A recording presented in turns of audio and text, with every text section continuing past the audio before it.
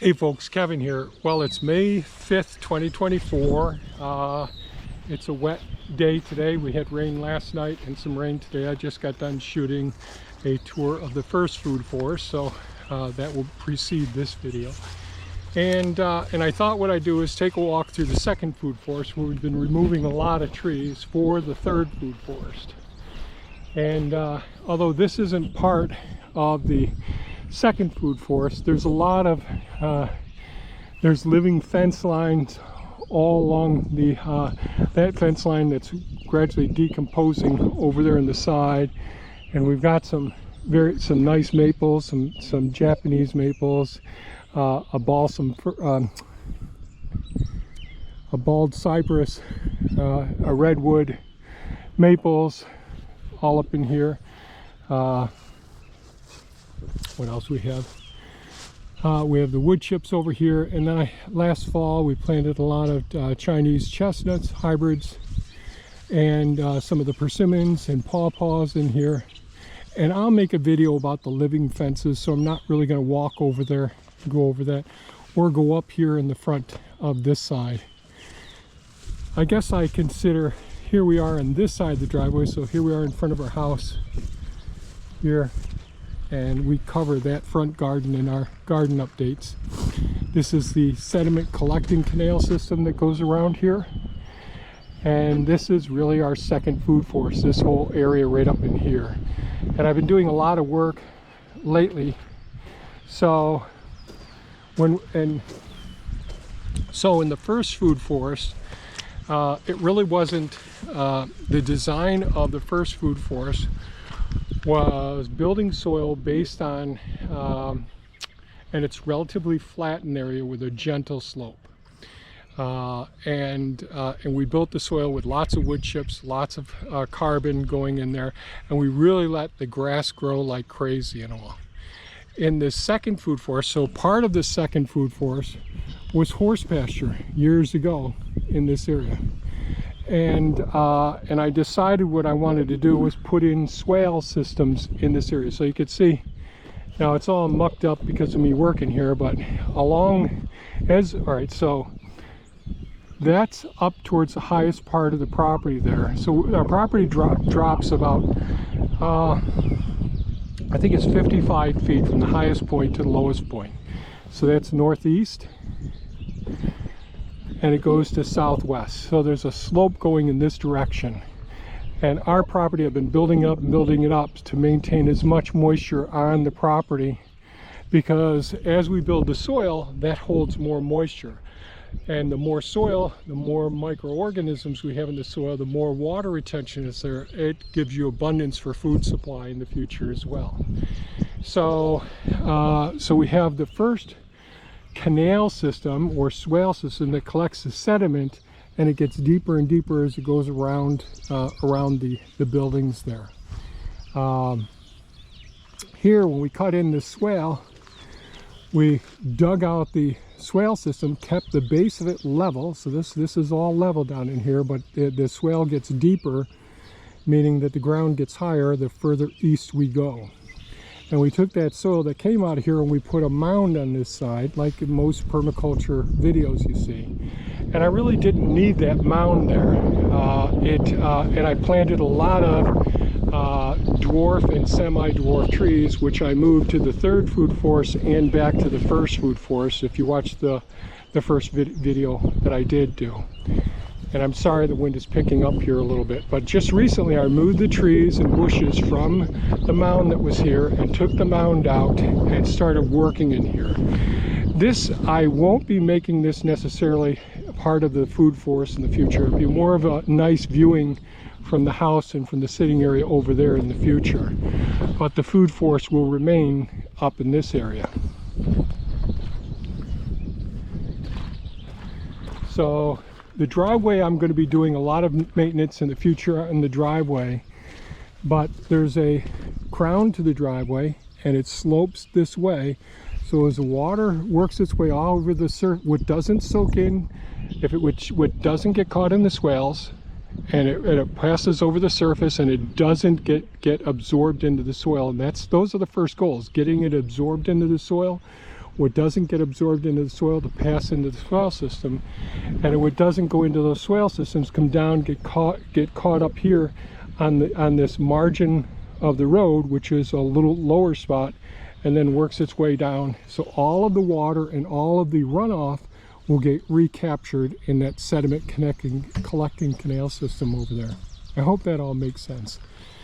So those are some crimson maples there, flowering weeping cherry over there, sand cherry, and that's pond 2 up over there. We'll probably get up by there. But here we have a row of apples right along here. I still have some more earthwork to do here.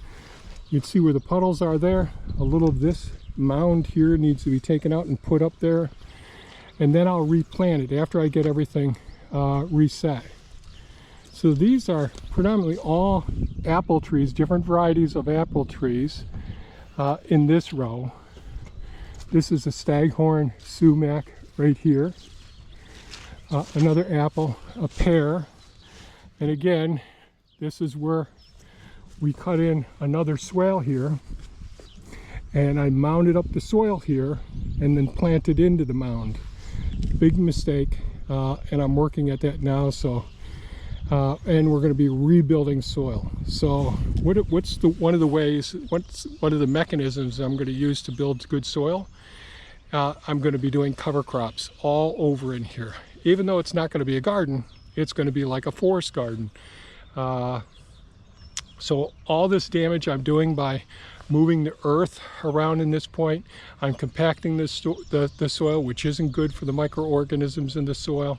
I'm disrupting it. I'm not doing any tilling in here, but I'm not helping the soil out. I'm trying to damage it as little as possible, but I'm still doing some damage. So what's the cure? Cover crops, cover crops. So that's what I'm going to do. And as the cover crops go, I may put a couple of seasons of cover crops in here before I get a low ground cover like clover and all. So I'll go over the cover crops in another video that I'll be doing.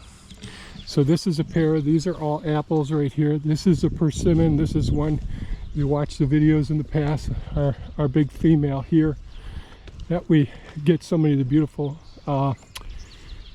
persimmons from. And these are American persimmons, sorry, American persimmons. These aren't the Asian ones. A cherry here.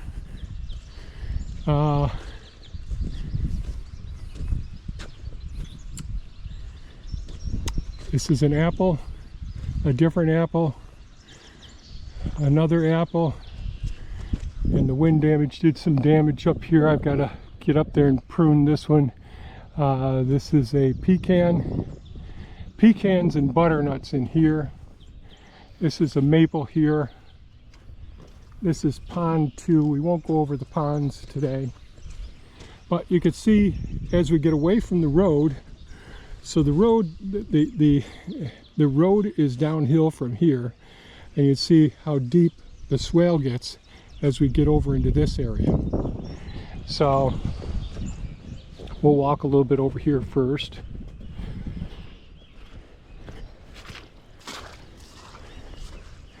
And some people will joke because one of the neighbors said, I think it was 2 years ago, hey, is your mower broke? Do you need to borrow ours? Now, nobody would really want to do that because we have so many acres to mow here. But we're feeding the bees and we're building the soil, and the better we build the soil, the more water retention is going to happen in the soil. And as you walk, and I don't think I finished this part of it, as you walk, it's like sitting on a mattress. It's like walking on a mattress. It's cushiony. Over there where I just did all that disruption, that's firm. It's not as firm as being on concrete or asphalt, but here, as soon as you walk on this area, you feel like the hydraulics of the soil. You can feel the soil structure. It gives some as you walk. Really, really nice. Over here, so this is a maple right here. I'm trying to get this camera to go for me. Maple right here, a weeping willow there, another maple there, another maple here. So these hazelnuts here, one thing, as the branches snap off during the winds, these all get damaged. So I'm going to be digging these ones up basically from about here. So you see the ones that get the full sun that aren't getting shaded by these trees. The hazelnuts actually do extremely well, and we produce way more hazelnuts than we could possibly consume. But these are 2 rows of hazelnuts right in here, and this is one of the big limbs that fell last fall from this weeping willow here. Weeping willows are beautiful, but they are much more fragile to the high winds that we have here. So more of the hazelnuts all down this row. Sorry with the camera here. These ones here will come out.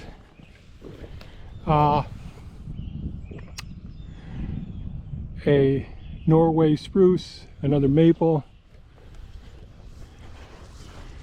a couple of red maples, and another mulberry tree, and a honey locust down in here. And this is the area last fall I was working on.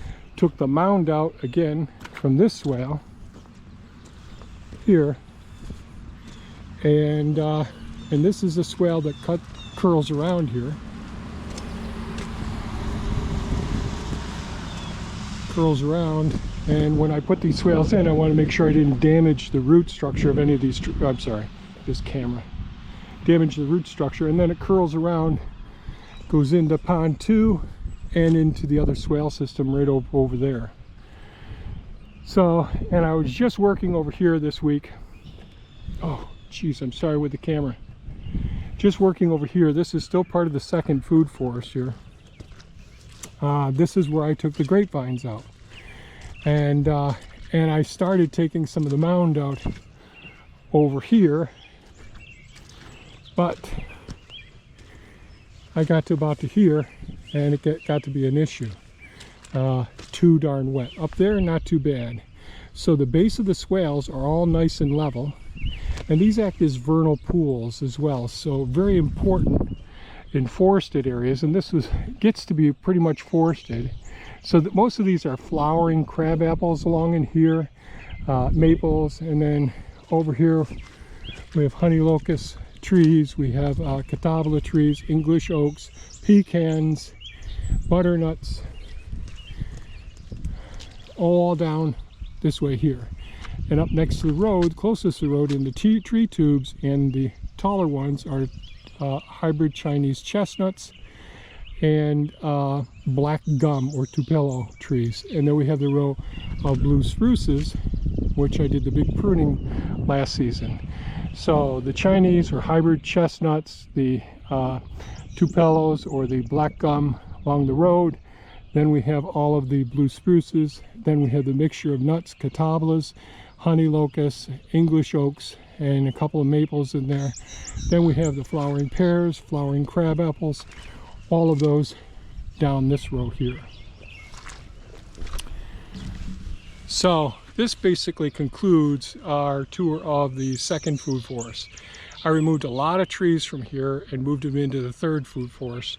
And the third food forest was the large hugelkultur pit area. But this, all right, the first food forest that we went through was created by letting the grasses and the ground cover grow, and that worked pretty darn well. And it wasn't based on using lots of swale systems. This food forest was previously a horse pasture years gone by, and we mowed it and all, and we cut in the swales to help deal with the slope and the water retention, and we let the grasses grow, and the dandelions, the clover, the bird's foot, trefoil, all of those grow to help build soil, and it worked extremely well. But I didn't need the mounds on the downhill side of the swales. That was a mistake. I could have used that soil in other locations, and I planted trees too close together as well. And we really did build. You can't really tell, there's lots of weeds, cracked grass that got caught in between, but the soil here is quite deep and pretty good. And the places that I didn't disturb, as you walk across the soil surface, it's nice and spongy, really soft. It's like walking on something very comfortable as opposed to walking on something, a hard surface. So that's it for today's video with the tour of the second food forest. If you have any comments or questions, please leave them below.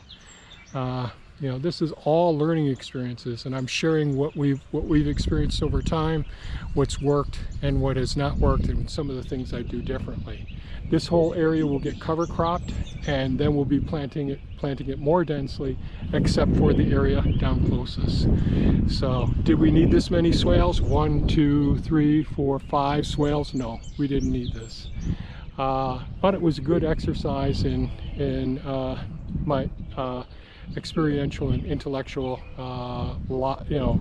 database, the form of capital that we invest in. So that's it for today's video. If you found it of value, give us a thumbs up, share it with your friends, and by all means, folks, stay safe and take good care of yourselves. Bye bye now.